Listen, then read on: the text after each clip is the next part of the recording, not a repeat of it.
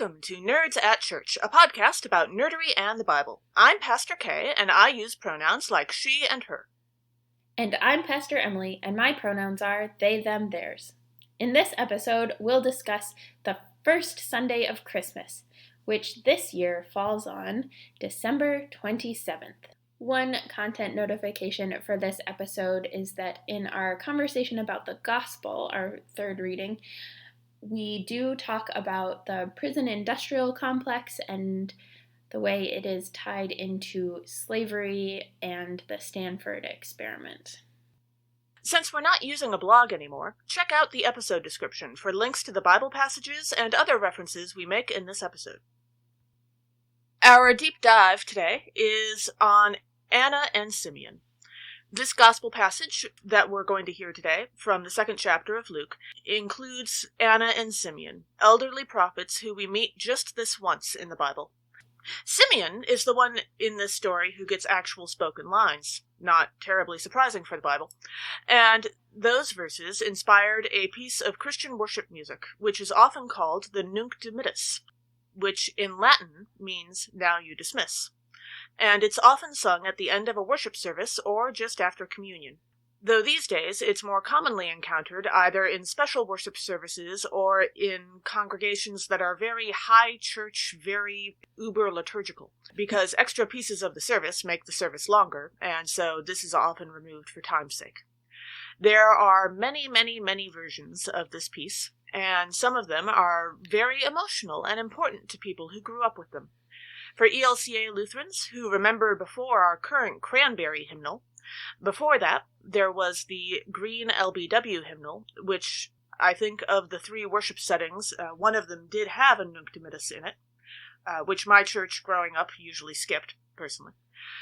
And the Red SBH hymnal before that had a couple of them in the various services in that book. And several of them can be found on YouTube or elsewhere, and it's also a popular choral piece. Also, this is one of just 3 canticles that occur in the Gospels. Together, they ground some of the daily prayer services in Christian traditions. So the 3 canticles are actually also all found in the Gospel of Luke. The first one is Zechariah's song, which is also called the Benedictus in Latin, which is the main source for morning prayer.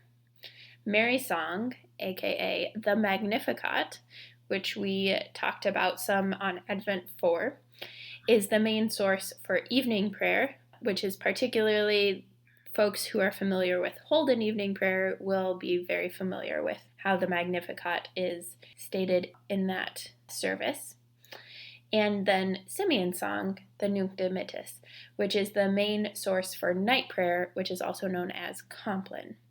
And these are more common in worshiping communities that are high liturgy, as Kay mentioned, but there are also many people who incorporate them into their daily spiritual practices by doing morning prayer, evening prayer, night prayer, that sort of thing. Simeon's song and the rest of this passage are also often referenced by elderly people looking to find meaning in their later years of life. And this makes me think of Granny Weatherwax, who is one of those people who seems to have had an awful lot of later years in her life. She just seems to have always been elderly. And she's from the Discworld books by Terry Pratchett. And still being of sharp mind, she has absolutely no trouble finding meaning in her life, mostly because she has to go around fixing the problems that other people have caused. More using headology, which is her word for psychology, than actual magic, but sometimes that too. She's just that kind of witch. Nice. As we dive into the readings for this Sunday, our first reading is Isaiah chapter 61, verse 10 through chapter 62, verse 3. The prophet Isaiah compares the gifts of God to luxurious clothing or a garden's growth. And Isaiah promises not to rest until Israel's vindication by God's hand is complete. So one of the themes that came up for me in this passage was the theme of clothing. The whole first part of Isaiah 61 talks about the gifts of God as luxurious clothing, breastplates, and those sorts of things. And the way I think about clothing is very different, particularly given that we're in a pandemic. I think about the ways that I like show up for worship, leadership, and the top half of my body is like wearing my clerical collar and the bottom half is in sweatpants. Except for yesterday when we recorded a bunch of pieces for our Christmas Eve service, which, I don't know, if you are part of a congregation that pre-records worship, God bless you, because that takes so much more work than just showing up for Zoom worship. Yeah, I have I'm to glad say that I we will don't not do miss that. the pandemic, but I am definitely going to miss the worshiping in yoga pants part. Yeah, Ruth. But also in Divergent, for example, the different factions each are associated with different colors of clothing. And so gray is for abnegation and blue is for candor, and so each of the different factions have like black or black and white or yellowish and warm colors and stuff to indicate who they are. And then the factionless group has like just a mishmash of all of the different clothing. Tie-dye? That like not so much tie-dye, but like a piece of gray pants and a yellow shirt or like that sort of thing. So they just like get the cast-offs. Yes. For us, yeah. And it's that they get the cast-offs from those people who are part of factions. They're the like designated charity of everyone, which is problematic. When we reach verse 10 in this passage, verse 10 of chapter 61, to be clear, we're going to skip into chapter 62 in a minute here, so the numbers will start over. But in verse 10 of chapter 61, we hear that God has clothed me with the garments of salvation. And let's remember that in the Bible, there was no such thing as fast fashion. You could not go to the local H&M and pick up 14 different tops for $12. I don't think today you can go to an H&M and pick up that many clothes for $12. No. That's a whole other problem. You can pick up that many quality of clothes. If you could pick up that many pieces of clothes, it's not like anyone who made any of them would be being paid a living wage. So, there's layers and layers and layers of issues with the garment industry. But in biblical times, all clothes were handmade, and the fabric was all hand-woven. Did you know that antique fabric was often actually much higher quality than what we can find made today? Perhaps that seems obvious, or perhaps that's a surprise. For example, modern linen is generally not great quality. It tends to be scratchy and very wrinkly compared to what antique linen would have been like, because it's not cost-effective for modern corporations to weave linen the way that linen is supposed to be woven. Wool and cotton can both be woven the same way, because the fibers that a person uses to weave wool or cotton are all very short. But linen fibers are naturally much longer, and so they require a different kind of loom, especially when you're talking about mass-producing stuff, than wool or cotton would use. But having an extra loom around for just one kind of cloth isn't really cost-effective, so linen has generally, for the last couple of decades, been chopped up into smaller fibers and then woven on the same types of looms as wool and cotton are. And because of that, the linen that we can buy now is pretty poor quality on the whole. But if you find a piece of antique linen from 100 years ago, it will look and feel entirely different than the linen that you can buy today. Very rich feeling and luxurious. And it looks extraordinary. Interesting. I did not know that, but I have a friend who does a lot of stuff with fabric, and so now I'm intrigued. Yes, I've been learning more about the history of fabric and textiles recently, and I will put a link in our episode description to the YouTube video that talks all about this from an actual fashion historian. Nice. I was drawn in by verse 1, chapter 63, where we hear, "For Zion's sake I will not keep silent, and for Jerusalem's sake I will not rest until her vindication shines out like the dawn and her salvation like a burning torch." And it got me thinking of Pandora's Box, actually, and particularly the episode of Doctor Who that deals with that, where the doctor gets locked inside and there's a whole outbreaking of chaos and all sorts of things. And it's the first time actually that Amy Pond as a child is that's how Amy Pond is introduced into the series as a child. And there's a whole outbreaking of chaos and stuff. And so maybe the vindication is not quite so chaotic, but there is this, like, all of a sudden it breaks open and who knows what's going to come out kind of thing. Yeah, it might be a little chaotic, because it kind of sounds like God is planning on turning the world upside down. So, true. That sounds kind of chaotic. That is kind of what God does. Yeah. I do kind of wonder, now that I think about it, was the fish fingers and custard combination from that episode of Doctor Who influenced by all that chaos going on, leaking into the world? Or is that actually something that the Doctor would like in a normal, non-extra chaotic universe? That's true. That's like, at camp, our hike day lunch was like tortillas and then peanut butter and jelly and carrot sticks and celery sticks and cheese sticks and gorp and whatever you could carry and not spoil in a backpack for a couple hours. Yeah, and I've frequently wondered if that meal, I loved that meal, it was so good, but was it good just because of the context where, like, we're all exhausted and hungry and at the end, like, at the midpoint of our hike, or was it actually, like, good and we enjoyed it and we would enjoy it even if it weren't the middle of a long hike day? Well, if you decide one day this week to have that for lunch, you might be able to find out. It's true, I probably won't. Okay. I think I know the answer and I don't want to ruin the meal. That's fair. But who knows about the Doctor? True. Also, I don't actually plan on trying to combine fish fingers and custard. No. Thank you. I mean, I'm a vegetarian, so I definitely don't, but, like, obviously. Yeah. Well, no. I think they do actually make vegetarian fish sticks. I'm using air quotes. It's but true. I did don't have know the that chicken nuggets last night for dinner. I still don't know that would be a good combination. Yeah, no. Yes, I read verse 1, and the vindication shines out like the dawn phrase reminded me of the October Day books by Seanan McGuire. I'm currently in the middle of the first one, Rosemary and Rue, and I have been for a while, but I will finish it one of these days. And in those books, the dawn is actually such a powerful event every day that it undoes any illusions or magic that are exposed to it. So if you're outside when dawn happens, and as far as I can tell, really cloud cover or anything like that does not have any effect. But if you're outside when that happens and you are a magical creature of some kind, or you have cast a magical illusion on yourself, that will be undone.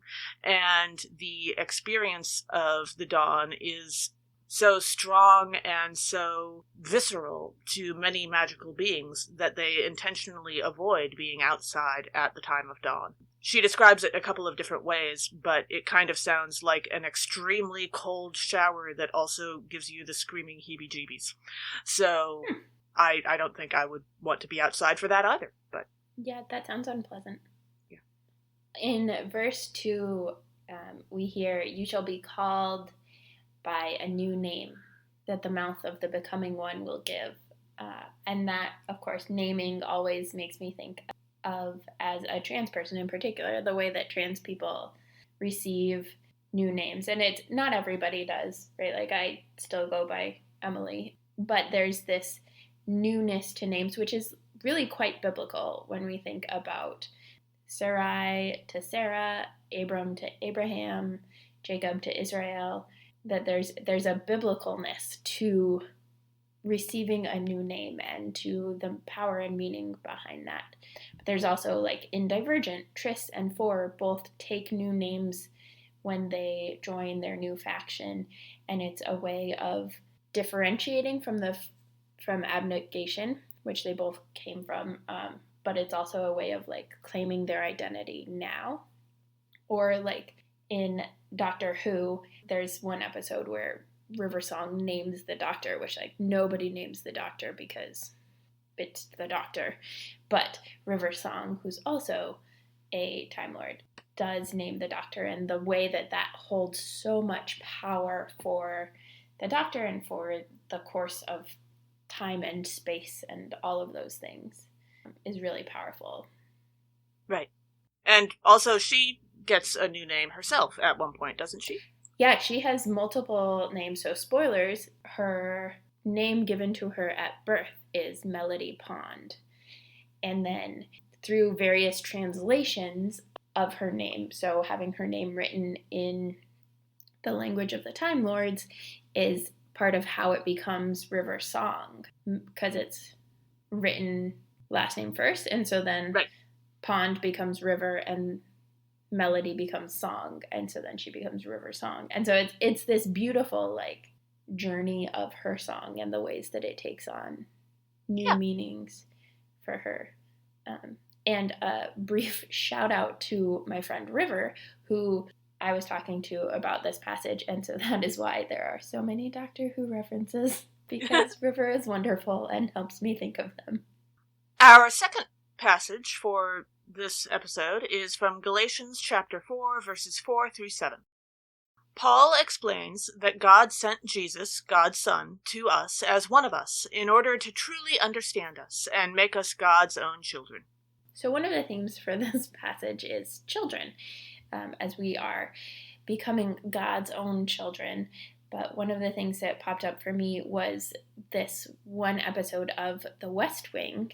It's one of their holiday episodes where there are children who are visiting the White House, and when they meet President Bartlett, he is joking around with them and getting them to shout in a chorus, "Hello, Mr. President." And so like they shout it, and then he's like, "What? I can't hear you." And they go back and forth a little bit, which is, adorable. But that's also what I imagine the children's shouts that Paul is referring to, right? Those shouts of the Spirit are like the shouts of children. Yeah. Just like calling out with joy and fun. I have taken a few tricks from President Bartlett in how to work with kids. But he was good at it. Yes, He's a good one. In verse 4, we hear that God sent her son, born of a woman, born under the law. And I was thinking about in the many, many young adult dystopias that I love, that the plebeians are always born under the law. But those in charge, like President Snow or Thomas in the Legend series by Marie Lu, or so many others, are above the law, right? And so the ways that to be born under the law designates you as one that's lower when we think about the hierarchy, where Katniss is born under the law in many ways. In some ways, she works her way around the law. She still has to deal with it.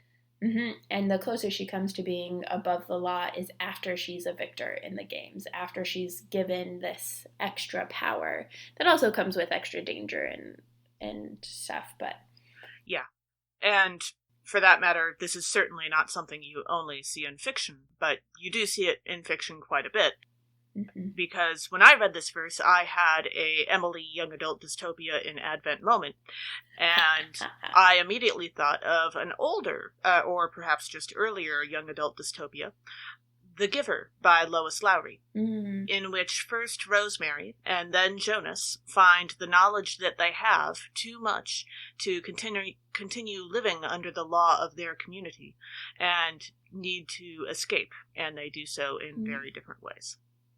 Yeah, I was thinking about The Giver for something else, I think, at one point and didn't mention it, but yeah, it is a good one. Mm-hmm. And then in verse 6, we hear, "And because you are children, God has sent the Spirit of His Son into our hearts, crying, Abba, Father." There are so many stories that are written for children that either feature orphans or just quietly get the parents out of the way early on in the storytelling in other ways, in order to allow the child to take center stage. This can range from, say, the boxcar children who are abandoned orphans who go live in a boxcar in the woods in order to let them take the center part of the story, to, say, the star of the comic strip Calvin and Hobbes, Calvin, who has many adventures in the fields and woods near his house, or just inside his own head, where he is unbothered by grown-ups, at least for as long as he can manage. Yeah, I think it is interesting to look at different stories written for children where, especially when they're books or longer series. Yes. The ways that, as an adult looking at it, I'm like, what is going on? How are the adults in this story so irresponsible or whatever? But it is part of, what needs to happen in order for the stories to be as good as they are. That's one of the reasons why so many of those stories take place at boarding school, because there are adults at boarding school, but it's easier to imagine children circumventing those adults when they are in a large group of other kids, and those adults aren't their parents and don't really know them that well yet. So yeah, there are all kinds of different ways to get the grown-ups out of the way. Yeah, and I think about that for, like, part of what I appreciate about young adult dystopias is that frequently it's a similar thing where the adults have to get out of the way. But at least when they're teenagers, you can imagine them being capable of caring for themselves and making sure that their needs are met. Yeah, the 12-year-olds and such are a little harder to, Yeah. And then in verse 7, we hear about us being made children of God, and if a child, then also an heir through God.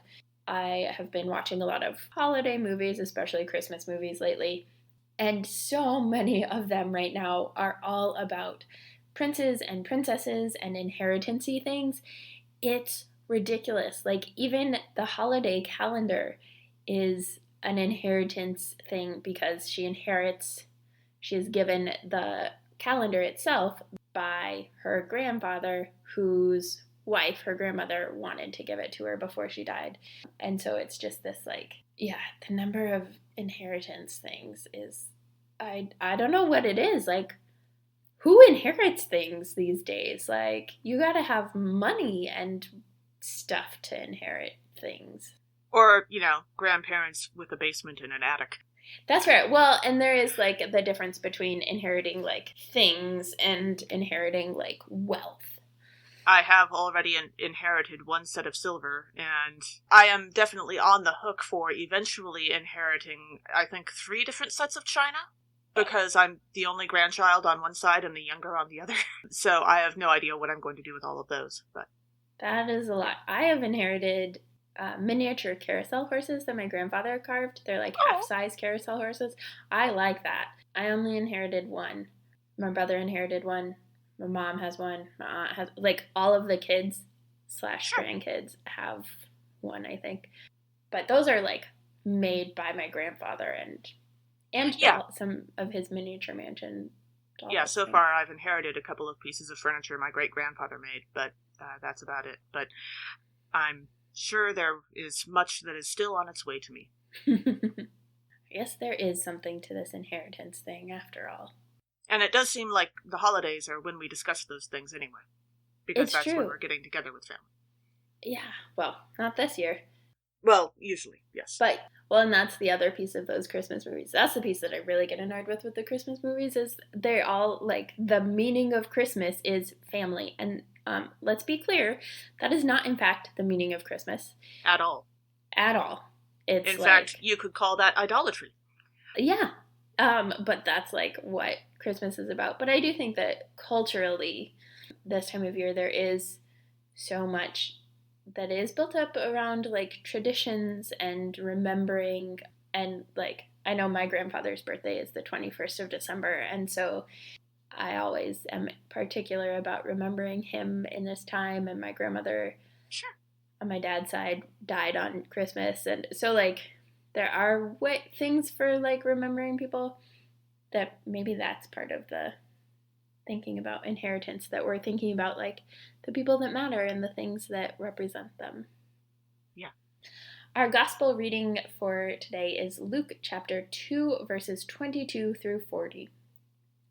When Mary and Joseph bring baby Jesus to the temple for his Jewish purification ceremony, they are met by Simeon and Anna, prophets of God, who greet Jesus with joy and tell everyone about what God has promised through Jesus. So, as we mentioned in our deep dive, one of the themes for this is the hymn of praise. So the different prayer services and prayer songs of Zechariah, Mary, and then Simeon, and the ways that people just kind of break into song in a canticle, but that there are hymns of praise in the Gospels, but also there are hymns of praise scattered throughout Scripture, which is kind of a beautiful random connection, like we talked about the other day for Advent 4, with, like, the TV shows where generally they're not musicals. There's just this random episode in every series where everything is a musical and everyone's bursting into song.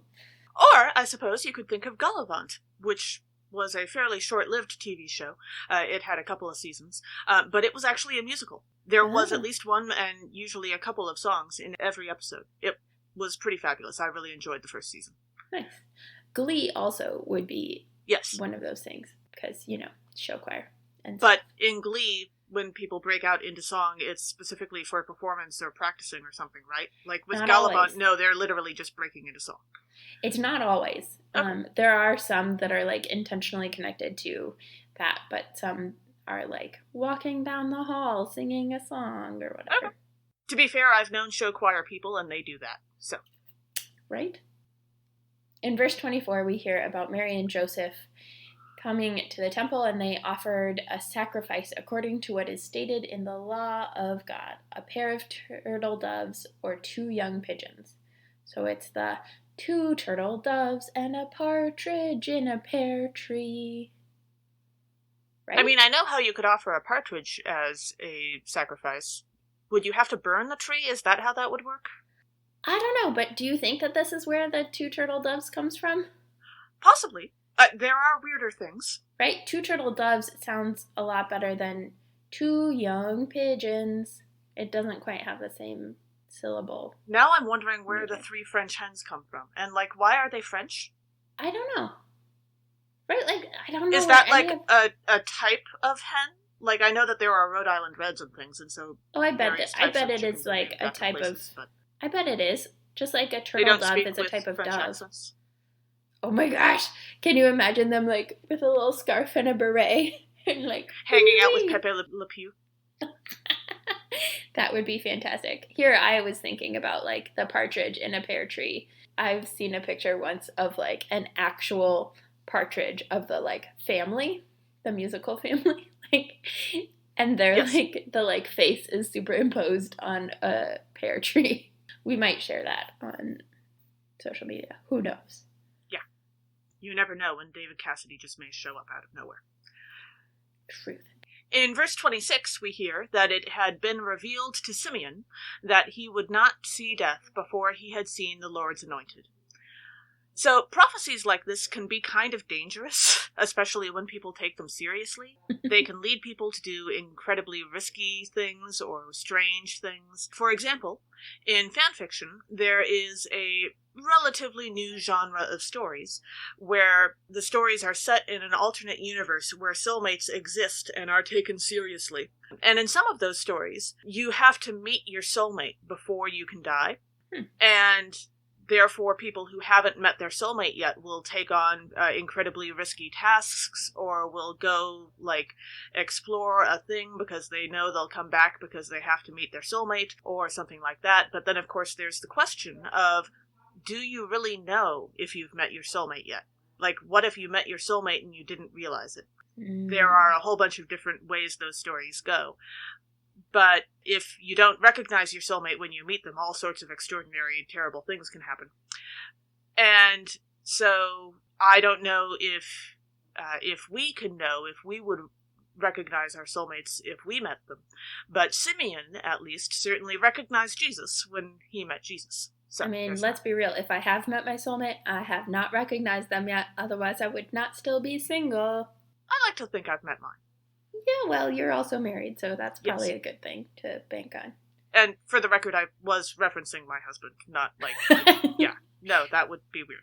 Okay. That's fair. Although I do think that, the concept of soulmates is interesting, but there's people in my life who could be soulmates of the non-romantic variety. Oh, yes. Most of these genres in fanfiction include the possibility for platonic soulmates. Nice. And also some of them include multiple soulmates, you might have one platonic and one romantic or something like that. It's asexuality and polyamory are part of human nature. Yes. And then we reach verses 35 and 36, where we hear Simeon say, this child is destined to be a sign that will be opposed, so that the inner thoughts of many will be revealed. Ominous. Which is... I have to say, I've never heard anybody focus on these verses in a sermon. I'm not actually sure that I remember someone doing a sermon on Simeon and Anna other than me. I've done a few of them. Yeah, I don't know. I don't know that I've attended a service where someone did, but in Bible studies and such, we don't talk about these verses. Okay, I was going to say, I think we also frequently skip this Sunday in favor of having Epiphany be on this day a lot of the time. Right, or doing like a Christmas cantata. So, yes, I don't know that I remember anyone ever focusing on these verses even in a Bible study, but Jesus being a sign that will be opposed in such a way that the inner thoughts of people will be revealed, that kind of jumped out at me, in part because of the times we're living in. Like, say, how one's inner thoughts about one's neighbors and how you should treat them are often revealed when you are under great stress. Like when you're faced with a great tragedy or with a difficulty. There is a Twilight Zone episode that comes to mind called The Monsters Are Due on Maple Street, where there is this little neighborhood, maybe a block or two worth of people in a suburb, and for various reasons they come to believe that they are under nuclear attack, and civilization kind of melts that night, and all of their true thoughts about each other are revealed, and then after they realize it's not the case, they realize what they've just done.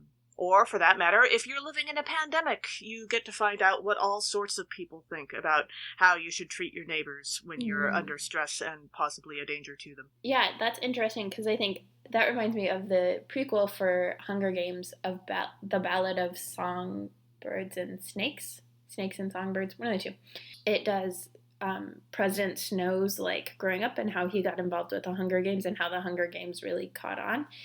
And part of what the adults in his life are trying to convince him of is that, like, human nature, particularly for the people from the districts, is to attack each other and to be at each other's throats.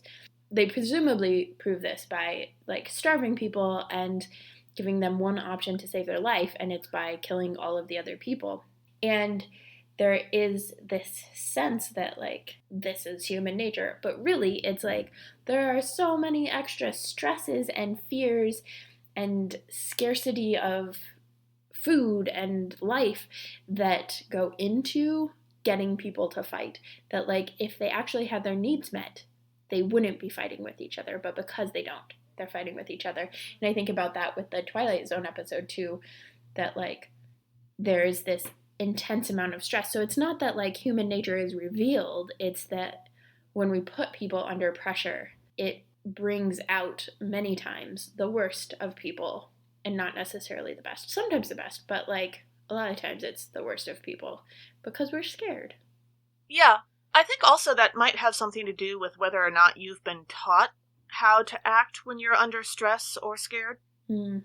Like, there's the old psychological experiment called the Stanford experiment, I think, where they took a bunch of college students and made them pretend to be prisoners and prison guards for, like, a few days, and they had to stop it almost immediately because their behavior got so terrible. But someone later on, and I do not remember, like, where this was, and I'm not entirely sure I could find the article again with Google, but so no promises. But they tried it again with people in a different culture, and because of how that culture approached stress and difficulty, that group had a very different reaction, and all of the people involved in the experiment actually tried to make the experience better for each other, because they had been taught how to react under stress. Well, and I think there's a clear statement that makes about our criminal justice system and the prison industrial complex, right? That, like, clearly the way that we do crime and punishment and prison and imprisonment is not healthy, and it's not intended to be healthy. It's not intended to help people be helpful. Yeah, it's intended to be punitive. And what many other countries do is a more restorative approach. And if we actually wanted to restore community and restore people to community and make reparations for harm that has been committed, we would not be putting people in prison and we would not be incarcerating people. But incarceration is the only thing left of slavery. Like, it's the only legal form of slavery in this country, is if you're incarcerated, you can be made to work for free. And so there's just like so much tied up in racism and criminal justice and the way we criminalize people and incentivize crime, right? To have for-profit prisons as part of that. And yeah. And the way that we talk about the correction system in order to encourage certain types of people to go into that as their career, and so on. Yeah, it's awful. And then in verse 36 to 37a, we hear about another prophet, Anna, the daughter of Phanuel of the tribe of Asher. She was of a great age, having lived with her husband for 7 years after her marriage, then as a widow to the age of 84, which is a long time to be by yourself in the context of a meaningful relationship. Like, the length of the relationship was really short, which actually reminded me of the relationship between River Song and the Doctor, where, like, because they're both Time Lords, they're kind of going in reverse in their time. So the more River knows the Doctor, the less the Doctor knows River. And the more the Doctor knows River, the less River knows the Doctor. And so there's, like, different ways that they overlap and don't overlap. But it's spread instead of, like, Anna, who had all 7 years at the beginning. It's like over the course of 84 years, maybe they have 7 years spread throughout. And there's, like, a different way that those are meaningful and those relationships are meaningful to them, but they're also so complicated because they initially have to, like, check in and say, have we done this yet? Have we done this yet? And, like, figure out where they are. And River has, like, this beautiful notebook, and the Doctor can never read it because of spoilers, sweetie. I don't have her accent, so I can't really imitate her that well. No, that's okay. I was also thinking that it reminds me of the novel The Time Traveler's Wife. I haven't ever read that. I think I have that, but I haven't read it. It's pretty interesting. The fact that the female main character also is named my middle name, that makes me fond of it. But it is an interesting method of storytelling. But yeah, those short relationships that are so intense do show up very often, not only in fiction, but also in real life. Mm-hmm. Also, if you want another reference that is a little less classically geeky, but definitely still nerdery to some folks, there is also Anna of Frozen, who sadly only got to have a fairly short relationship with her parents in her life, and yet you can still see how that relationship impacted her later life in the movies. I thought you were going to talk about Hans, and I was going to be like, that was not love. No. Let's be clear. I do still love the Love is an Open Door song. And I try to imagine it with someone other than Hans, but still. I want to find somebody who finishes, with whom we finish each other's sandwiches. Sandwiches? I think that's actually a reference to a TV show, but it's not. Oh, really? Yeah. I saw that somewhere. It was apparently one of those things that they put in for the adults to make them smile when they have to watch kids' movies. So. I just like that movie. Yeah. Quite a bit. Thanks for joining us. Catch us next time when we'll discuss nerdery connections to the scripture readings for the second Sunday of Christmas, with our special guest, Dr. David Cordall. This podcast has been produced by us, Kay Rohloff and Emily Ewing. For more fun, check us out on Twitter and Facebook at NerdsAtChurch, or contact us at nerdsatchurch@gmail.com. Also, if you like what you've heard, rate us or leave us a review on Spotify, Facebook, or wherever you catch your podcasts. If you appreciate what we do or want to get actual transcripts of the podcast episodes, consider supporting us on Patreon at patreon.com/nerdsatchurch. We hope Patreon can help us get our episodes transcribed for those who need or prefer that. Though if you want to help us with transcripts, let us know via email or social media.